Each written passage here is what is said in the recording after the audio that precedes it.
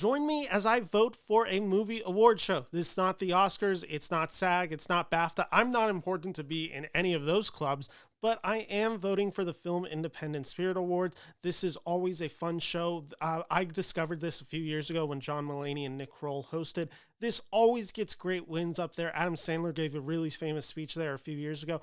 Films that are nominated this year, you got Anora, you got The Brutalist, you have My Old Ass, you have The Piano Lesson. There is a lot of really good crop of films in this, and I'm excited to talk about it. I'm excited to bring you guys into the voting process for this and my logic for casting my ballot. So without further ado, let's start the voting. Right here, I have the official website open for the Film Independent Spirit Awards. It says Spirit Awards voting. Voting for the Film Independent Spirit Awards is a privilege, and we urge you to take it seriously.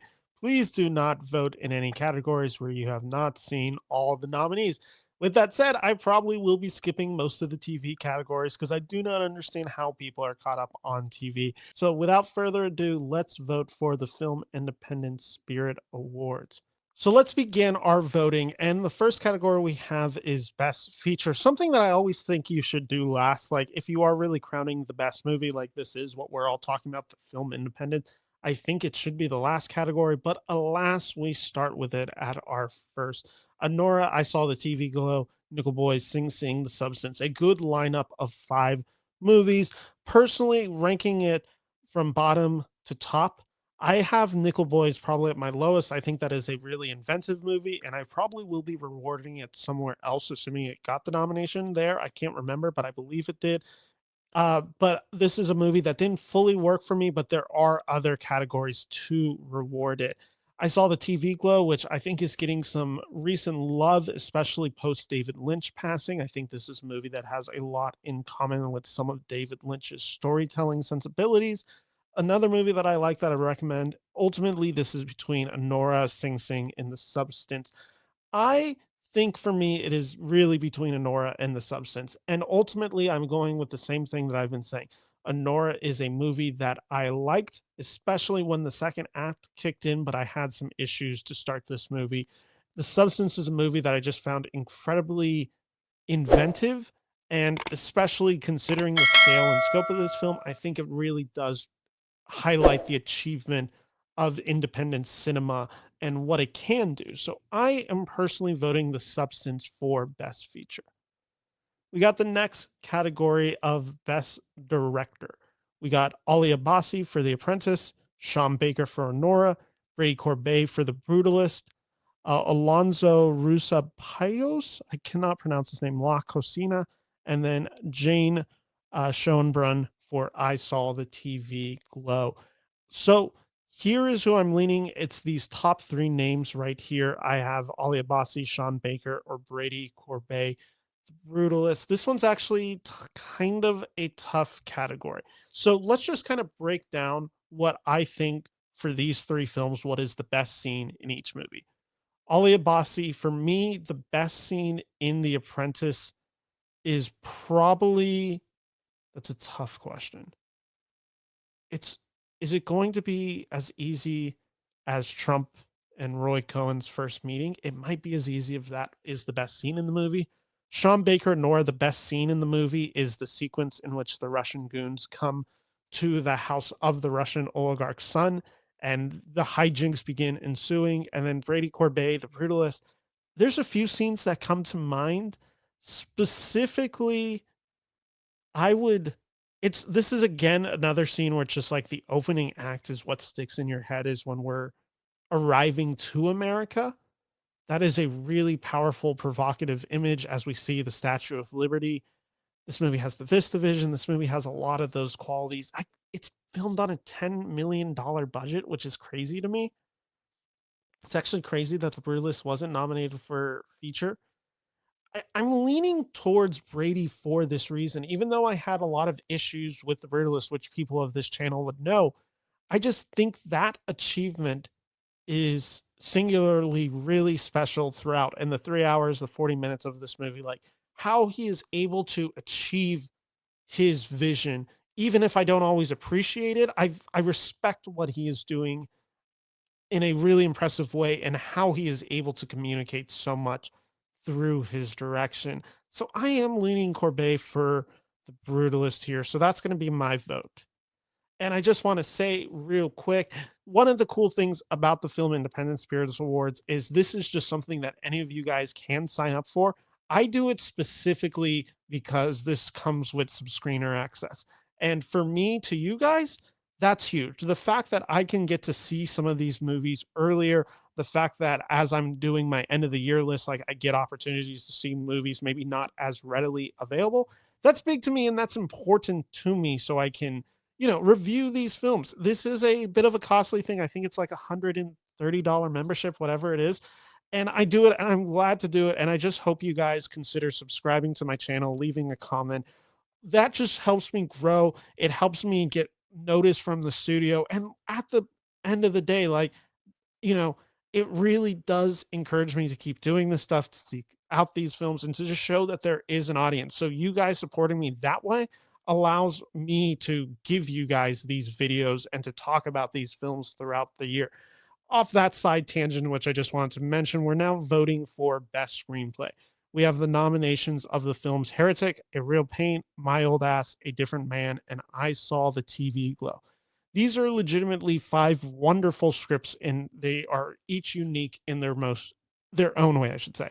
Heretic is probably the most talkative movie of the bunch. There's a lot of dialogue in that movie. I kind of think A Different Man is maybe the most scathing slash clever of these screenplays. A Real Pain is, of course, a juggernaut due to the praise that's been receiving for the Oscars. Megan Park is someone I'm in the bag for, and I think My Old Ass is just wonderful. It's an incredibly insightful film and a wonderful reinvention of the coming of age story. Same thing with I Saw the TV Glow, which is also kind of a reinvention of the coming of age story from a different perspective. Personally, this one's tough because I actually, with what I just said, I can make the justification for any of them. I,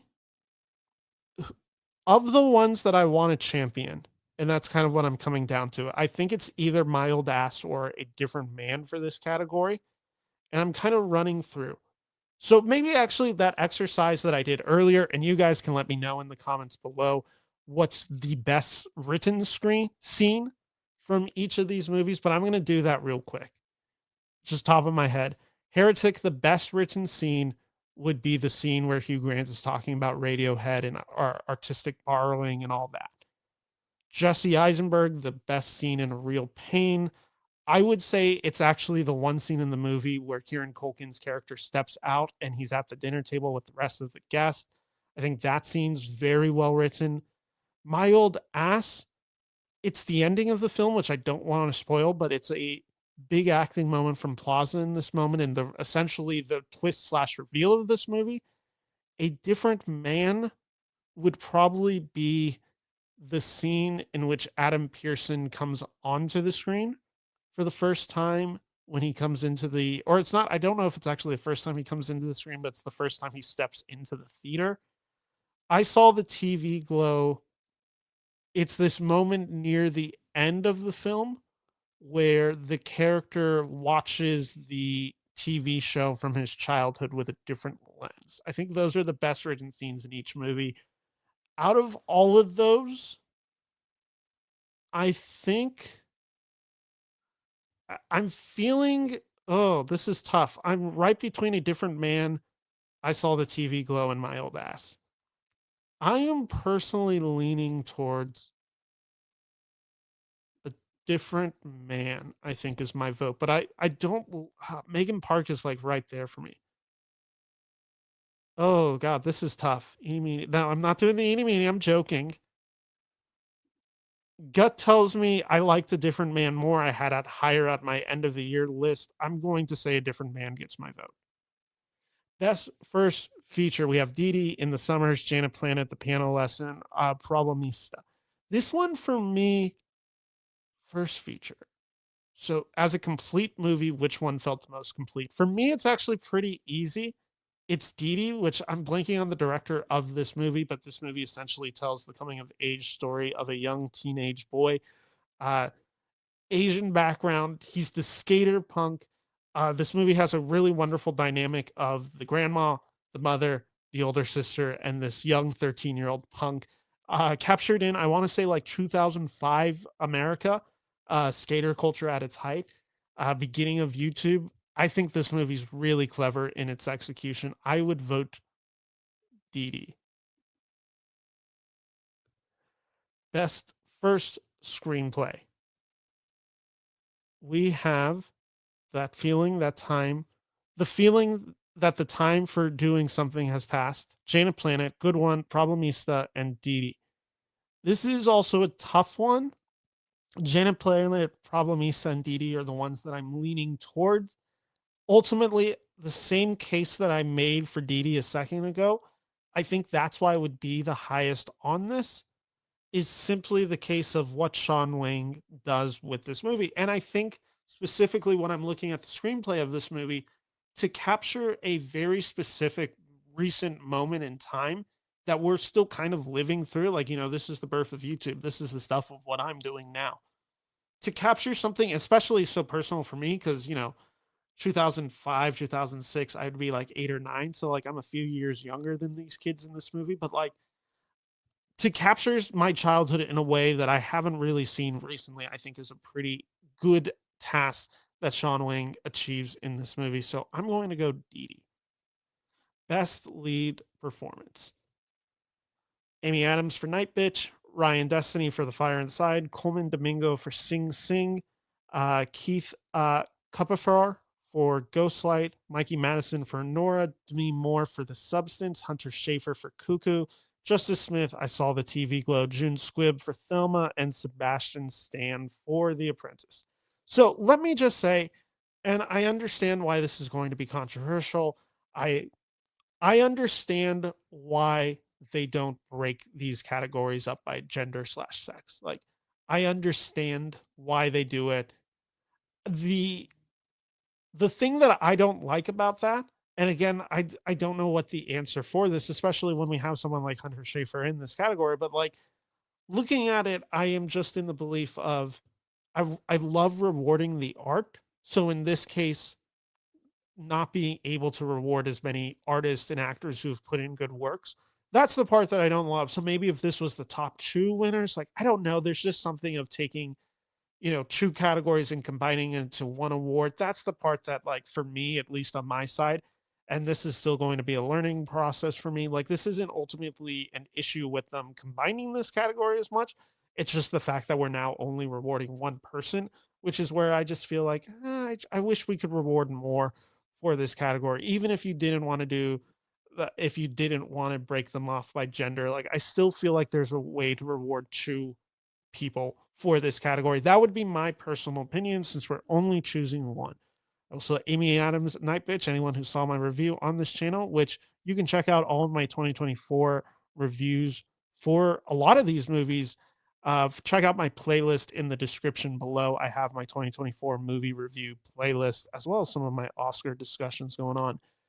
Ultimately, Coleman Domingo for Sing Sing stands out. Mikey Madison for Nora stands out. Demi Moore for The Substance stands out.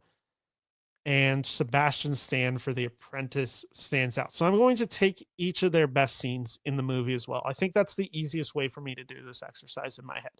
Coleman Domingo, his best scene is post his parole meeting and finding out the result of that meeting. I think that's his best scene.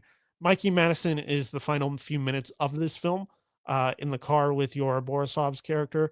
Demi Moore, it is definitely the scene she is getting ready for her first date, I think, is the best scene in that movie. And Sebastian Stan, his best scene, it is probably when he dismisses his brother kind of for the last time. When his brother comes, the brother's already kind of like succumbing to his alcohol addiction. Like, there's really no hope for him. And the way that it's the first time you really see Stan's character just lose all like emotional attachment, and the coldness of that scene and that humanity being stripped away. This is kind of the case where I look at it, and Sebastian Stan for The Apprentice is my favorite performance I think that I saw last year, and it's the one that stuck with me, and it's a movie that stuck with me. So I am going to go Sebastian Stan, The Apprentice. Best supporting performance: Yora Borisov, Anora, Joanne Chen for Dee Dee, Kieran Culkin, A Real Pain, Daniel Deadweiler, The Piano Lesson, Jack Haven, credited as Bridget, uh, Lundy Payne for I Saw the TV Glow, Carol Kane for Between the Temples, Karen Carlin for Honora, Connie Cressidi for Girls Will Be Girls, Clarence Macklin for Sing Sing, and Adam Pearson for A Different Man. Damn, this one's a tough category. Instantly, the names that jump out to me: Yora, Joanne, and Clarence Macklin and Adam Pearson. Those are the names that jump out to me. Uh, Kieran Culkin's a lead to me, and to be honest, I kind of think Jesse Eisenberg should be receiving more acclaim for his performance in that movie. Kieran Culkin is the case in that movie for me, just simply like I get it. I understand why people find Kieran Culkin charismatic. I don't necessarily see how it's different than anything he's been doing for the past few years, but whatever. We'll go from there. So Yora is a tough one, like where I'm like, that might be the guy. Joanne Chen for Dee Dee's a really good one. Clarence Macklin and Adam Pearson. Clarence Macklin. Okay, so let's just kind of take the scenes. Yora, his best scene is when he breaks into the house for the first time with all the other Russian goons in the movie. Like, that's his best scene. Dee Dee, I'm trying to remember what I would say their best scene is. I'm struggling to locate it one specifically off the top of my head, slash, if they're even in that scene. Clarence Macklin, his best scene is he has a moment of realization with the Coleman Domingo character near the end of the film, near the third act, where his softness really just comes to shine. And Adam Pearson, it is again the scene that I mentioned earlier, the first time at his essentially the theater. Out of all those, I think Clarence Macklin affected me the most for Sing Sing, so I'm gonna go Sing Sing here. Best breakthrough performance, we have Big Boys, Isaac Kramer, Katie O'Brien, Love Lies Leading, Mason Alexander Park, National Anthem. Movie I saw, I would recommend Renee Perez Jogler, I believe, In the Summers, and then Macy Stella, My Old Ass. This is kind of a really easy case, which was Macy Stella in My Old Ass really just wowed me. I thought she was really good in this movie. I thought she had a real nice softness to her, especially playing off the Aubrey Plaza dynamic in this movie. I think she's just super relatable. I think she is so perfectly primed to deliver the dialogue that Megan Park gives in this film. I just found it a really show-stopping performance in the movie, and I think she really hits the emotions, especially some of the meet cute stuff that she has with the boy in this film, and just the conversations that she has with Aubrey Plaza leading to this film's finale. I cried quite a bit during this movie. Mesa Stella, My Old Ass would be my vote. Best cinematography. Yep. Okay, cool. We have Inside the Yellow Cocoon Shell, Nickel Boys, Janet Planet, La Cocina, and then The Fire Inside. This is the easiest of categories. And it is one that I am so annoyed that the Oscars didn't give this film the cinematography nomination. Apologies. I look at it and I just think, how can you give Nickel Boys best picture? And I believe that, yeah, and they gave it best adapted screenplay and not reward the movie for its cinematography. Like, that is the point of the movie. Like, if you love that movie, that's why you love that movie. And again, I had issues with this movie, but I found the cinematography at least so unique and absorbing in a way that I appreciated, even if the end result didn't get there for me. I don't understand it. Nickel Boys is like the clearest of clear winners, and if it was nominated for the Oscar, I would say that is the clear winner as well. I look at all these movies and I just don't understand the case for any of the other ones. Best editing, we have Jazzy, The Apprentice, Night Bitch, September 5, Dee Dee. So, real quick, off the top of my head, I'm kind of surprised Nora didn't get in this category. I just thought with Sean Baker editing his own films, again, a weird case where The Brutalist just did not perform well with the Film Independent Spirit Awards. I'm kind of surprised by that. Of all of these, so Night Bitch is not the answer for me. September 5 and The Apprentice are the two that I'm leaning to. And that's no disrespect to Dee Dee or Jazzy. I don't have much of a relationship with the cinema or with the editing of that movie. The Apprentice and September 5, I can specifically at least remember a few. September 5, I think, captures the fast pace slash urgency of this story and not knowing exactly what is going on in any given moment. Where The Apprentice, I just think, is a throwback to 1970s cinema that almost feels replicative in a way. I think September 5 has an energy and a pace to it that I responded to. Best documentary, this one's again an easy category. I was happy to see it get nominated in the Oscars. I am going to go soundtrack to a coup d'etat in this movie. No Other Land would probably be my follow up, but to be honest, like that one didn't connect with me as much as I thought I was going to connect with that movie. So, soundtrack to a coup d'etat would be my answer to this category. Best international film, All We Imagine Is Light, Black Dog, Flow, Green Border, and Hard Truths. This is a tough one. All We Imagine, Flow, and Hard Truths are the three that I'm leaning towards. When I think independent cinema, and again, I understand that all these are independent cinema, like these all qualify.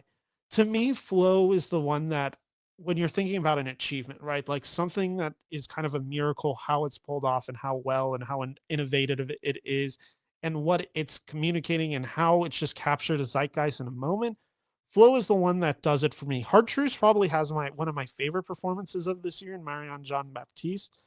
I will be reviewing All We Imagine as Light semi soon on this channel, so check out my channel, subscribe to that if you want to see that review later on.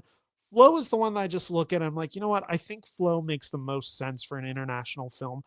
What it's achieving, what Latvia was able to achieve as a country, well, as an artist that Latvia is championing. I think Flow makes the sense for me in this category. Hey, I hope you're liking the first half of this video where I discuss the movies at play. If you're liking this video, make sure to subscribe, but I am jumping on here to just let you know the deal with TV. I don't watch a ton of TV. It's never really been my thing. I really do focus on watching movies. I felt it was unfair to vote for the Film Independent Spirit Awards and vote for the categories of TV when I just don't have a ton of expertise. So there were one or two categories that I did vote for. So you're going to see that. You're not going to see a comprehensive one right now. So I just wanted to give that insight before we jump back. So thank you for your quick time and back to the video. Best lead performance in a scripted series. I feel comfortable even without seeing everything. Like I've seen enough bits and pieces of enough of these shows. Like I've seen enough of The English Teacher, Baby Reindeer, Agatha, Penguin, Shogun, Ripley.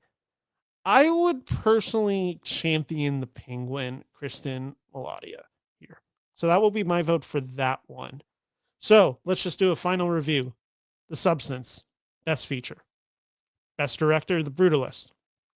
Best Screenplay, A Different Man. Best First Feature, Dee Dee. Best First Screenplay. You know what? I'm going to do something live here, and I should have thought about it earlier. And I think I had made the mistake. I thought there was a Best First Director in this category. So in my head, I was saving The Piano Lesson for that. So that's why I had voted Dee Dee, because I like Dee Dee more than I like The Piano Lesson. But as a first feature, I actually thought what Malcolm Washington did with The Piano Lesson was actually quite inventive. I think it's a very cinematic movie for the August Wilson series, which this has been something that Netflix has been doing, or other studios. I don't remember if Fences was Netflix, but you had Fences, Ma Rainey, and then The Piano Lesson. I don't know. I think this is maybe the least successful of those three, but I actually thought the direction was the most stellar of these three. And I think Malcolm Washington is a smart guy. I'm going to vote The Piano Lesson for best. Sorry. I am going to vote The Piano Lesson for best first feature, and then still going to keep in this category Sean Wang for best first screenplay. Best lead performance, Sebastian Stan. Best supporting performance, Clarence Macklin. Best breakthrough performance, Macy Stella. Best cinematography, Nickel Boys. Best editing, September 5. Best documentary, soundtrack to a coup d'etat. Feel good about that. Best international film, close one, but I'm leaning Flow. Skipped these candidates, and then lead performance, I did go Kristen Milotti based on what I have seen. So confirm you have not voted every race. Press OK to continue and submit your ballot, or press cancel to edit. Okay. I just want to make sure. I'm like, really? They're going to make me vote for categories that I don't feel comfortable in voting for? Nope. I'm just going to hit OK. Voting successfully completed. So there is that. Guys, let me know what I got right, what I got wrong. Maybe next year I'll focus more on TV so I can have better answers for these. Again, if you want that, let me know in the comments below. But tell me, sorry, what you would vote for. Tell me what you would champion, and tell me what you disagree with my voting, where you agree with my voting. I'm so curious to hear. I'll be back in the next few days doing a few more videos. So check out my channel. And if you like this video, make sure to subscribe. You don't know how much it really does help me. Thank you all so much for your support, and stay tuned for more.